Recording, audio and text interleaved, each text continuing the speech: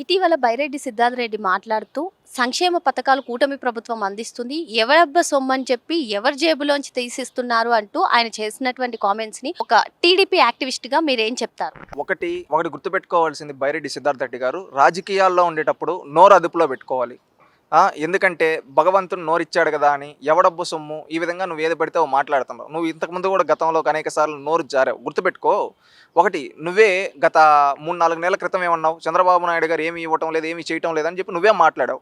ఈరోజు సంక్షేమ పథకాలన్నీ ఇచ్చి సూపర్ 6 సూపర్ హిట్ అయ్యి రాష్ట్రంలో ప్రజలందరికీ సంక్షేమ ఫలాలు అందిస్తూ అభివృద్ధి ఫలాలు అందిస్తా ఉంటే నువ్వు వచ్చి ఈరోజు మాట్లాడుతున్నావు ఎవడబ్బ సొమ్ము అని చెప్పి. నేను సూటిగా అడగదలుచుకున్నావు. ఒకప్పుడు నువ్వు ఈ మాట జగన్మోహన్ రెడ్డిని ఎందుకు అడగల? జగన్మోహన్ రెడ్డిని ఆ రోజు ఎవడబ్బ సొమ్ము అని చెప్పి నువ్వు సాక్షికి ఇచ్చావన్నా, ఎవడబ్బ సొమ్మని భారతీయ సిమెంట్కి ఇచ్చావన్నా, ఎవడబ్బ సొమ్ము అని చెప్పి నీ పార్టీకి సంబంధించిన వాళ్ళకి ఇచ్చావన్నా, నువ్వు జగన్మోహన్ రెడ్డి గారిని ఆ రోజు ఎందుకు అడగలేకపోయావు సిద్ధార్థ రెడ్డి? మళ్ళీ నువ్వు సూటిగా అడగదలుచుకున్నావు. ఆ రోజు ఎవడబ్బ సొమ్మని లిక్కర్ స్కామ్ అంతలో లిక్కర్ స్కామ్ చేసి అంత దోచుకున్నాడు, ఎవడబ్బ సొమ్మని శాండ్ స్కామ్ చేశాడు, ఎవడబ్బ సొమ్మని రాష్ట్రం మొత్తం స్కాములు చేసి కమిషన్లు వసూలు చేశాడు.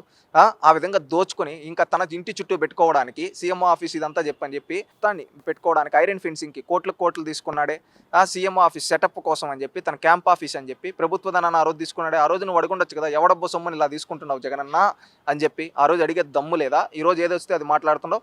ఈ రోజు నువ్వు అంటున్నావు ఎవడబ్బ సొమ్మని. ఒకప్పుడు ఎందుకు ఇవ్వలేకపోయాడు జగన్మోహన్ రెడ్డి ఇంత పెన్షన్? ఒకప్పుడు జగన్మోహన్ రెడ్డి ఎందుకు ఈ విధంగా అన్నా క్యాంటీన్ పెట్టి భోజనాలు పెట్టలేకపోయాడు? ఆ రోజు జగన్మోహన్ రెడ్డి ఎందుకని ఇంత రేట్లో సంక్షేమం చేయలేకపోయాడు అని ఆలోచించు, క్వశ్చన్ చేసుకో. జగన్మోహన్ రెడ్డి బటన్లు నొక్కారు. సంక్షేమ పథకాలు ఇవ్వాలంటే జగనన్నే రావాలి, మళ్ళీ మా ప్రభుత్వమే వస్తుందని చెప్పి కూడా బైరెడ్డి సిద్ధార్థ రెడ్డి మాట్లాడుతున్నారు. అంటే నాలుగుకి నరం లేదు కదా, ఏది మాట్లాడినా చెల్లుబాటు అవుతుంది. 4 నెలల క్రితం ఏమైనా మాట్లాడాడు, ఇప్పుడేం మాట్లాడుతున్నాడు చూస్తున్నారు కదా. అంటే వీళ్ళ ఆలోచనలన్నీ ఎలా ఉన్నాయంటే అక్కడే ఆగిపోయి. బుర్ర కొంతమందికి ఇక్కడ ఉంటుంది, కొంతమందికి కింద ఉంటుందని కొంతమంది పెద్దలు అంటూ ఉంటారు. వీళ్ళకి బుర్ర ఎక్కడ ఉందో వాళ్ళనే అడిగి తెలుసుకోవాలి. ఏంటంటే ఏది పడితే అది మాట్లాడితే చెల్లుబాటు అవ్వదు రాజకీయాల్లో. ఈ రోజు కూటమి ప్రభుత్వం మంచి చేస్తూ ముందుకెళ్తాం. చంద్రబాబు నాయుడు గారి నాయకత్వంలో ఈరోజు అభివృద్ధి, సంక్షేమం, అదేవిధంగా సంస్కరణలు తీసుకొని వస్తూ ముందుకెళ్తూ ఉన్నారు. దీన్ని వీళ్ళు ఓర్చుకోలేక ఇలాంటి విష ప్రచారాలు చేస్తున్నారు. ఇలాంటి విష ప్రచారాలు నమ్మే పరిస్థితుల్లో జనాలు ఎవరూ లేరు.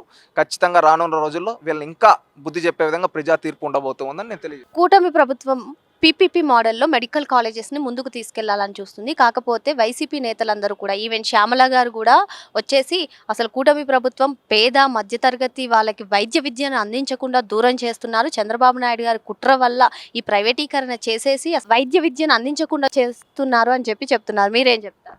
ఒకటి, శ్యామల గారు అవగాహన నుండి మాట్లాడుతూ ఉందా, అవగాహన లేకుండా మాట్లాడుతూ ఉందో నాకైతే తెలియటం లేదు. ఎందుకంటే ఆమె ఏమనుకుంటా ఉంది పదే ఒక్కసారి మీరు గమనించండి. ఆమె గతంలో ఎక్కడునింది, గత 5 ఏళ్ళు ఎక్కడునిందో ఆమెకే తెలియదు. అవునా కదా? ఇప్పుడు వచ్చేసి ఏది పడితే అది మాట్లాడుతూ ఉంది. నువ్వు అధికార ప్రతినిధి అనే పదవి ఇచ్చాడు కదా అని బయటకు వచ్చి ఏది పడితే అది మాట్లాడితే చెల్లుబాటు అవుతుందంటే జనాలు ఎవ్వరు చూస్తూ ఉండరు. ఎందుకంటే ఫస్ట్ ఫ్యాక్ట్స్ తీసుకో. ఫస్ట్ ప్రపంచ చరిత్రలోనే ప్రభుత్వ మెడికల్ కాలేజీల్లో మేనేజ్మెంట్ కోటా తీసుకొని వచ్చిన వ్యక్తి ఎవరన్నా ఉన్నారంటే అది Jaganmohan Reddy. GO number 117, GO number 107, GO number 108. ఒకసారి నువ్వు జీవోలు తెచ్చుకొని చూడు.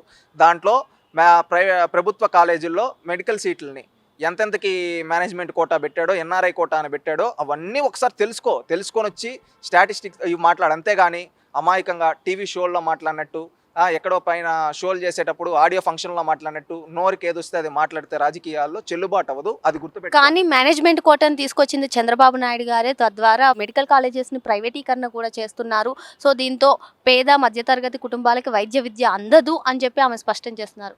ఒకటి నేను చెప్పేది అదే అండి, పేద మధ్య తరగతి వాళ్ళకి అందకూడదని చెప్పే డబ్బులు దోచుకోవడానికే మేనేజ్మెంట్ కోటా తీసుకొని వచ్చింది జగన్మోహన్ రెడ్డి. కాదని వాళ్ళని చెప్పమనండి. మేము జీవోలతో చెప్తున్నాం. ఈరోజు పీపీపీకి ప్రైవేటీకరణకి తేడా తెలియదు వీళ్ళకి. ఒకప్పుడు విశాఖ స్టీల్ ప్లాంట్ని ప్రైవేటీకరణ చేయాలనుకున్నది జగన్మోహన్ రెడ్డి. రాష్ట్రాన్ని ఆ రోజు ప్రైవేట్ పరం చేయాలనుకున్నది జగన్మోహన్ రెడ్డి. మీకు ప్రైవేటీకరణలు అలవాటు. ఈరోజు పీపీపీ మోడల్ అంటే ఇది ఈరోజు దేశంలో ఉండే నేషనల్ హైవేస్ అన్ని పీపీపీ మోడల్లో పెడతారు. అంత మాత్రం ఆ రోడ్లు ప్రైవేట్ వాళ్ళు అయిపోతాయా? పీపీపీ మోడల్ అంటే ఫస్ట్ తెలుసుకోమనండి. పబ్లిక్ ప్రైవేట్ పార్ట్నర్షిప్ గురించి స్టడీ చేయమనండి. దాంట్లో ఏం చేస్తారు, ప్రైవేట్ వాళ్ళ రోల్ ఏంటి, ప్రభుత్వం రోల్ ఏంటి ఫస్ట్ తెలుసుకోమనండి. అంతేగాని బురద జల్లడం కాదు. ప్రైవేటీకరణ మీరు చేయాలనుకున్నారు, అంతేగాని పేద విద్యార్థులకు మెడికల్ విద్యను దూరం చేసింది మీరు. మీరు ఈరోజు కూటమి ప్రభుత్వం చిత్తశుద్ధితో ఈ పీపీపీ మోడల్ ద్వారా ఏంటంటే మెరిట్ స్టూడెంట్స్కి ఉచితంగా సీట్లు ఇంకా ఎక్కువ వస్తాయి. దానివల్ల పేద విద్యార్థులు లాభం పొందుతారు. అదేవిధంగా వైద్య సదుపాయాలు అనేది ఇంకా మెరుగ్గా ఇవ్వగలుగుతారు. అదేవిధంగా సాధారణ రుసుము కానీ ఇంకా కొంచెం లేకపోతే ఉచితంగా కానీ ఇచ్చేదానికి ఉంటుంది ఇక్కడ ఈ పీపీపీ మోడల్లో ఉండే మెడికల్ కాలేజెస్లో, మెడికల్ హాస్పిటల్స్లో. అది తెలుసుకోవాలి, అది తెలుసుకొని మాట్లాడితే గౌరవం ఉంటుందని తెలియజేసుకుంటాం. ఈ పీపీపీ మోడల్ అంటే ప్రైవేటీకరణే అని చెప్పి రోజా గారు స్పష్టం చేస్తున్నారు. ప్రైవేటీకరణ కాదని చెప్తావా బాబు అని చెప్పి చంద్రబాబు నాయుడు గారిని కూడా ఉద్దేశించి మాట్లాడుతున్నారు. శ్యామల అంటే ఏమీ తెలియక మాట్లాడింది అనుకోవచ్చు. నువ్వు 2 సార్లు ఎమ్మెల్యే, ఒకసారి మంత్రి, ఒకసారి ఏపీఐసి చైర్మన్, ఇన్ని పదవులు చేసిన నీకు ప్రైవేటీకరణకి పీపీపీకి తేడా తెలియదంటే నిన్నేమనాలి? పీపీపీ మోడల్ అంటే నీ నియోజకవర్గంలోనే హైవేలు ఉన్నాయి కదా, ఆ హైవేలన్నీ ప్రైవేట్ వాళ్ళవా? సమాధానం చెప్పు. నీకేం తెలుసు? అన్నిసార్లు ఏంటంటే దేవుడు నోరిచ్చాడు కదా, నేనేం మాట్లాడినా చెల్లుబాటు అవుతుంది అని మాట్లాడితే జనాలు ఎవరు హర్షించరు. రోజా గారు, ఫస్ట్ మీరు స్టడీ చేయండి. స్టడీ నీకు అంత బుర్ర లేకపోతే ఎవరన్నా పక్కన పెట్టుకొని చదువుకున్నోన్నో తెలిసినోన్నో వాళ్ళ ద్వారా తెలుసుకొని మాట్లాడితే గౌరవంగా ఉంటుంది. అంతేగాని ఇట్లా పడితే అట్లా మాట్లాడేస్తామంటే కుదరదు, చెల్లుబాటు అవ్వదు. అది గుర్తుపెట్టుకోండి. ఇకనైనా హుందాతనమైన రాజకీయం చేయాలని చెప్పి రోజా గారికి తెలియజేసుకొని ఇలాంటి వైసీపీ నాయకులందరూ విష ప్రచారాలు ఆపి నిజాలు మాట్లాడండి. ఎందుకంటే విష ప్రచారాలు, తప్పుడు ప్రచారాలు మాట్లాడితే మీ పార్టీని already fake party, fake Jagan అంటున్నారు. రేపు ఫేక్ రోజా, ఫేక్ శ్యామల, ఫేక్ సిద్ధార్థ రెడ్డి అంటారు. ఇవి గుర్తుపెట్టుకొని హుందాతనంగా మాట్లాడాలి. రాజకీయాలు ప్రజల కోసం ఉపయోగించండి. అంతేగాని మీ వ్యక్తిగత స్వార్థం కోసం రాష్ట్ర ప్రజలను బలి చేయొద్దని చెప్పి, రాష్ట్ర ప్రజలను డైవర్ట్ చేయొద్దని చెప్పి వైసీపీ నాయకులు హితవు పలుకుతున్నాం.